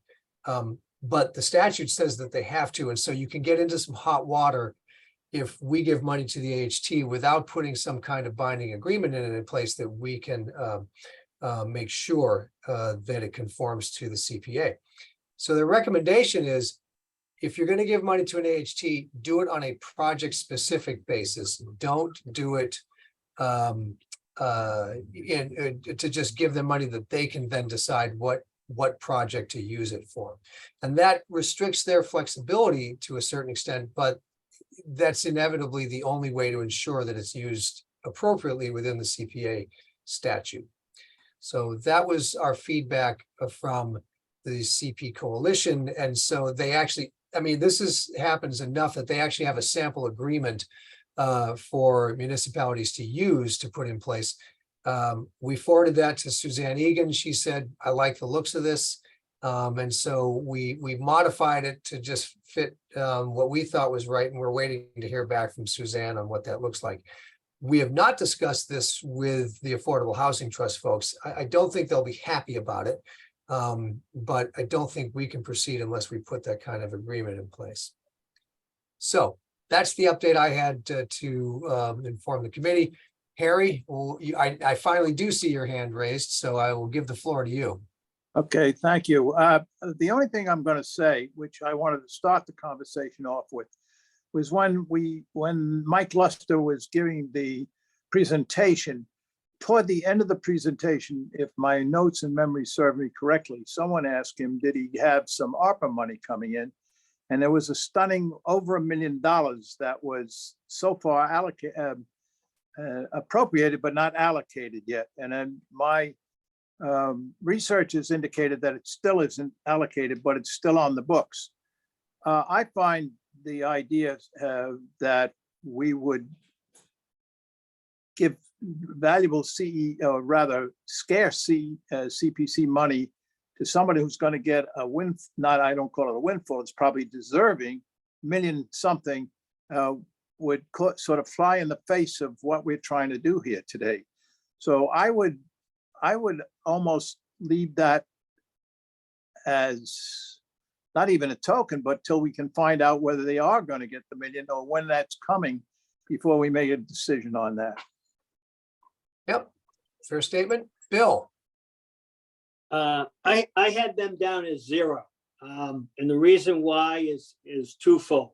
No, threefold now, actually, since you shared this information with us, Matt. Number one, they are slated to get 1.5 million from ARPA funds. They're also getting money from this rental tax. Now, I know they got 50,000 at the end of last year, and I think they're slated to get maybe 75,000 this year. So they are going to have an influx of funds, as Harry mentioned, coming in this year. So they're funded. I think at this point, because we are tight with money, I think we have to get that agreement to them, have them review it, etc. And I would not want to commit money this year and set a precedent that this is something that's going to be done every year. And then last but not least, they're an organization that's just coming together. I know that the Mayor Verger appointed some new people who seem very sharp. And did I hear, and I'm not sure of this, Matt, I might have heard a rumor that Mike Luster is not there anymore. He may not be part of that committee. I think I heard that at one of a function that I was at. So I'm of the opinion not to give them anything this year. Well, let me, thank you. And I haven't heard anything about Mike's status on the trust or not. I would, just to support one thing you said, Bill, which is give him nothing, kick it down the road.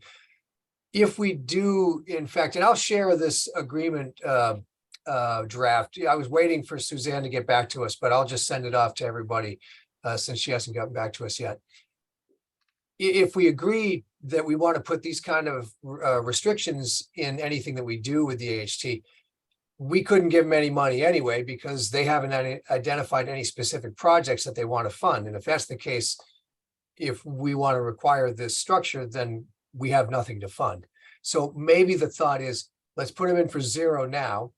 And, you know, get this agreement with Suzanne's approval, forward it to them, keep the dialogue rolling, and then leave some money in the surplus. And if they want to come back with an off cycle, if they're ready to go in 6 months instead of another 12 months, we could consider that then.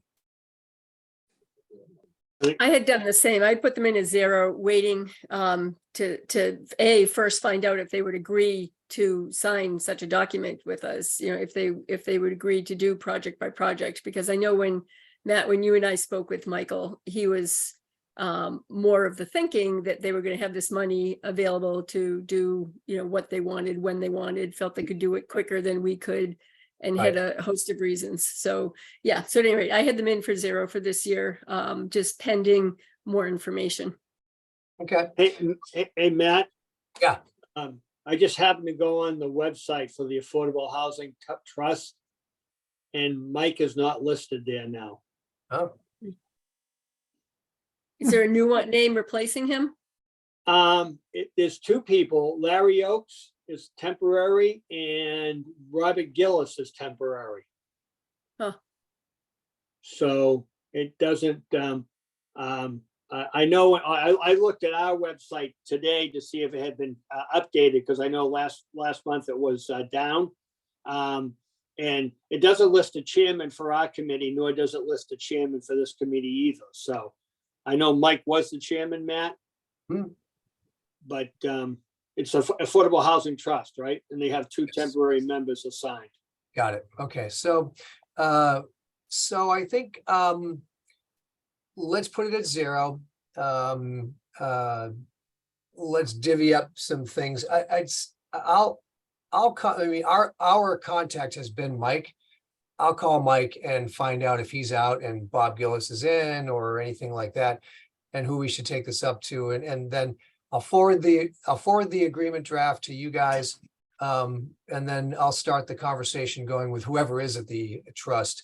But I think all of that winds up to saying, I think we're all on the same page that 0 is the right amount until we get a better clarification from them on whether they'd be agreeable to our restrictions. Jennifer Lee, hand is up. I'm fine with that category, with the housing trust. Let me know, are we going to go back to anything? I think we can. So before we do, let's just review where we are. We just put in these first straw man numbers. We're sitting at a total grant amount of 860, as you can see. Our budget top end is 1.04 million from Kenny, and that would leave a $186,000 remaining unallocated in the CP fund. That also puts us over any minimums that we need in any category, as you can see. So that's the summary on the whole. The one thing I would say is that on this first pass, we're funding quite a bit less on the housing front than we had requested of us, but that's the nature of the strength of the applications, I think. So hope I summarized that okay. And if you want, we can go back and kind of look back at these numbers. I'll just go back to there. So there's all the projects that we did. And I guess I'd open it to anybody if you want to make a statement about any particular project. Carrie, you are raising your hand. What if we put 86 in reserve and take 100 and distribute it where people think we should beef up places? Yeah, How does that balance out then? So if we put 86 in reserve, 86,000 in reserve, and then we have 100,000 that we can redistribute to the projects that there was a couple of projects that people said, maybe we can come back and give more to it. So if we Right. take that $100,000 of the 186 that we have left over right now and just Sure. distribute that as we see fit. So I guess before we do that, just doing this for the simplistic cases, are there any projects here that we would, after this discussion, that we would cut further than we have? I know that, well, no, that's just basic question. I'm looking down it and I don't see anything that jumps out to me, but No, okay, good.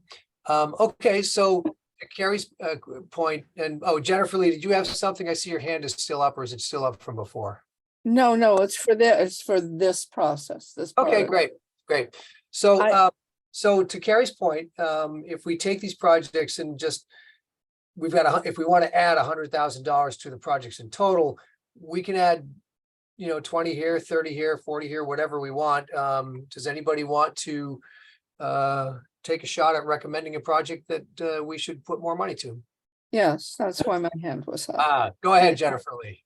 I would like to put more back to the Saunders house. Yeah, I agree.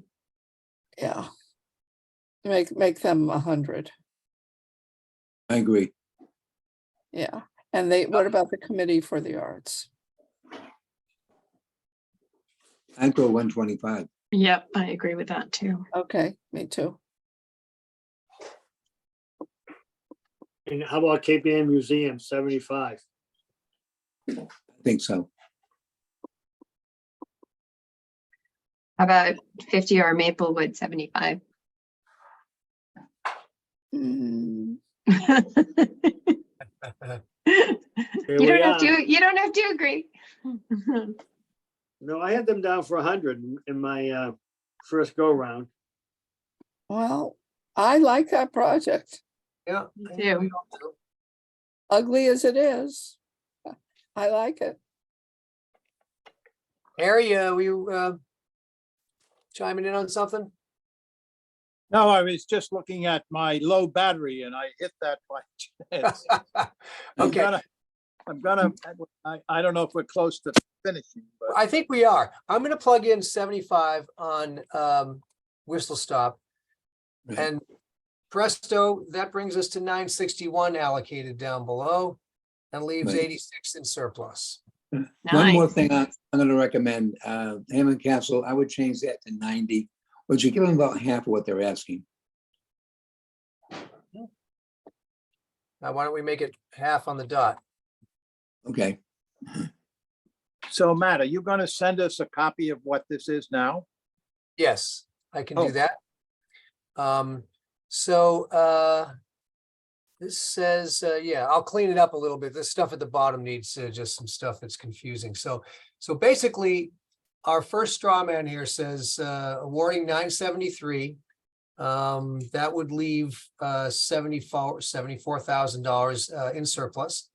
And I think that's enough that we can all sleep on. Let me, if I may, let's just see here.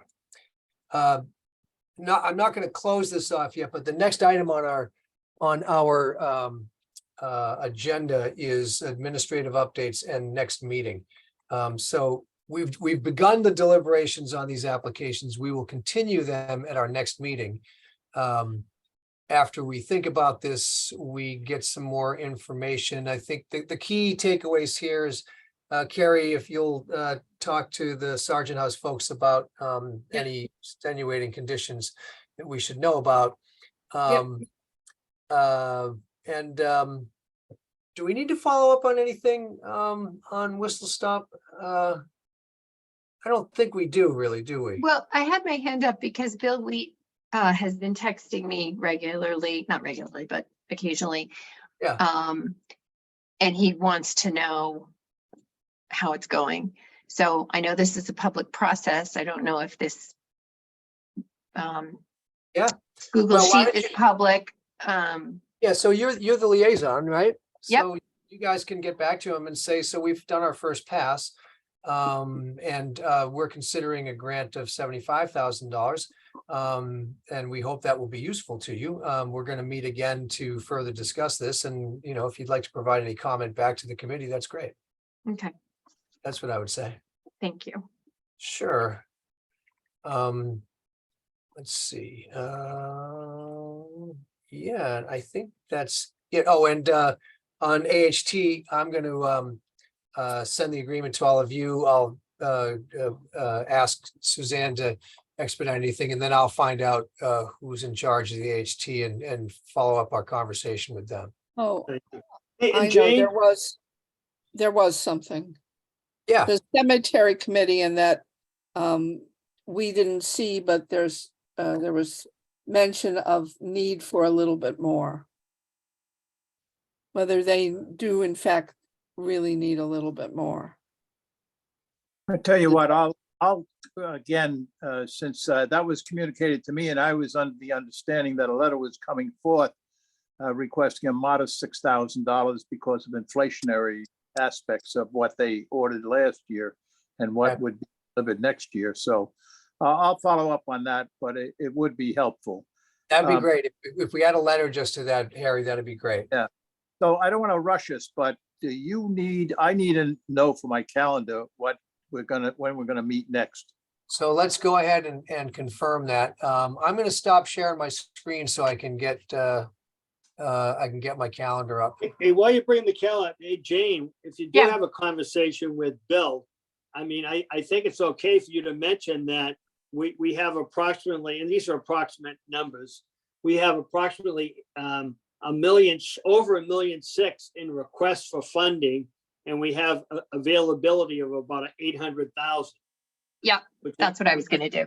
Yeah, Yeah, which is pulling out the money that has to go to open space. right. Okay, so back in May, we had said we'll do our application presentations, tonight's meeting, and then our second night of deliberations if necessary. And we had tentatively said Tuesday, the 22nd. I know that does not work for Bill and me.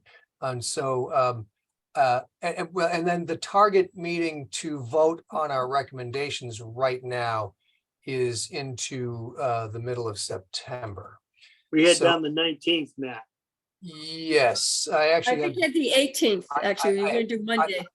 I had the 18th because I have another pretext here.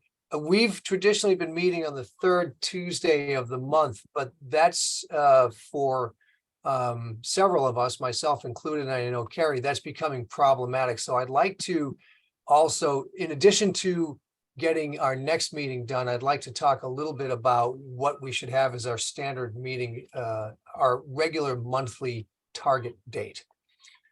So let's take up the next meeting first, if we can. I think it's going to be a pretty short one based on what we've discussed tonight. So it can be anytime between now and the middle of September. Giving us enough time to get back to the people we need to chat with. Suggestions, requests, as long as it's So, not August 22nd. What days are you and Bill available? The fourth Tuesday of the month, we're not. So I'm proposing, well, for next meeting, I was looking at the 29th, doing it before Labor Day. August 29th? Yeah. Yes, August 29th. That's okay with me. That's fine. Fine. I'm That's fine. okay. All So right. I'm gonna put it in then, all right? All right, Do we have so August 29th is our next meeting. Okay. Okay. And then tentatively, we had Monday, September 18th plugged in for the one where we'll actually vote on our recommendations to City Council. So that Does that work for everybody still? Monday, the 18th? The 18th Yeah. works for me. Yep. Okay, Okay, okay, and that is a Monday. So, and if we can, since we're all here, well, most of us are here, we can also we can also come back to this when we've got Mark and Rob in, or we could do this through emails as well. Does anybody have any strong or weak feelings about a target regular date? Knowing that what we've been on, which is the third Tuesday of each month, that's going to be problematic. And I think the fourth Tuesday of the month is going to be problematic too. So we could switch to Mondays or Wednesdays. Maybe we should do a little more research on this because it always conflicts with other city meetings as well. So planning board meets Thursdays. Yeah. City council usually And on Tuesdays. yeah, I was How trying about, to think. Bob, how about historics? When do you guys meet? We meet on Mondays. It's usually the last Monday of the month. Okay, What about Wednesday? That seems to be an open day, buddy. Concom meets on Wednesdays, so that'll be That's tough for fine. Rob. Can't meet on Wednesdays either. yeah, Housing Authority is on Wednesday, but it's How the about- second Wednesday. No city So what committee. about a Monday night? If it was like the second or what Monday do you do, Bob? Bob's the It's last. fourth, it's usually the last Monday of the month. So what if we did the second or third Monday? I feel like Monday's a quiet night that usually, So Monday, we just agreed on Monday, the 18th for our September meeting. That is the third Monday. Shall we stick with third Monday in I like general? the third Monday. Okay. Great. So just to summarize meetings, we will meet again on August 29th, where we will have a second night of deliberations. It should be fairly short. Monday, September 18th is our target to take our votes on our recommendations to City Council. And going forward beyond that, we will target to meet the third Monday of each month. Mhm. Good. All righty. Sounds All good. right. Plenty to, and by the way, other than that administrative update, I have no other administrative updates. Anybody else have any business to discuss? If not, we've got our homework and we will get back together again on the 29th. So, I just gotta say, Matt, once again, you did this last year. I never thought we'd come to an agreement on some numbers so quickly. And you've That was done a great another job. fabulous job this year. So I commend you on your leadership in getting us, for putting the spreadsheet together and getting us through this. oh, thank you, Bill. great job. We're not done yet. We'll see what happens between now and the 29th, but thank you. I I also want to tease you all with the fact that we've all been invited to go sailing on Schooner Adventure, but unfortunately, we cannot accept because of the gifting laws. So, sorry. move that we adjourn. Motion hey, is made. Just one Second. other comment. We get to adjourn and watch the super moon rise. Oh, there you That's go. That's right. Did Yeah, Harry- time to go. Harry made the motion. Do I have a second? Second, Wait, motion made and seconded to adjourn. All in favor, say aye. Aye. Aye, all against nay. The meeting is adjourned. Thank you, everybody, for your time. thank Thank you. you. Bye.